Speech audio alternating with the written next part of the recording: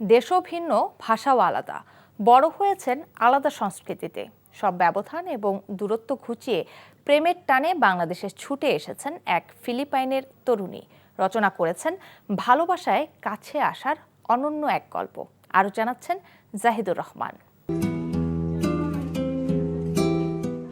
ফিলিপাইনের তরুণী জুলপা বাসরি সায়রা খান, চোখে রঙিন স্বপ্ন।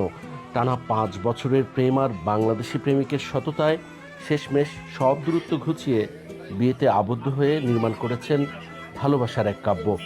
ভালোবাসেন বাংলাদেশকেও।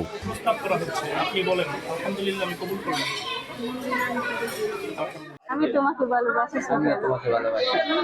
আমার সোনার বাংলা, আমি তোমায় ভালোবাসি, চিরদিন তোমার আকাশ, তোমার বাতাস। রাজবাড়ীর পাংশা উপজেলার সুবর্ণকলা গ্রামের সজল খান 10 বছর আগে পাড়ি জমান সিঙ্গাপুরে। সেখানকার সুলতান মসজিদে নামাজ আদায় করতে গিয়েই প্রথম দেখা সায়রাকে। আমি তোমাকে ভালোবাসি। সিঙ্গাপুর সুলতান মসজিদ আছে, বড় মসজিদ, ওখানে নামাজ পড়তে যাই, সায়রাও ওখানে নামাজ পড়তে যাই। তারপরে বেরোনোর পরে ওখানে আমি সায়রাকে দেখতে পাই এবং আমি ওকে খুব পছন্দ করি। ফিলিপাইনের এই তরুণী প্রেমের টানে কিন্তু আবেগে ভেসে যাননি।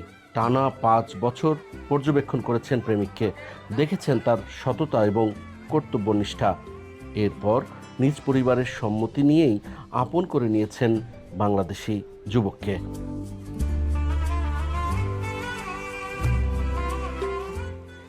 Zahidur Rahman, NTV news, Savar, Dhaka.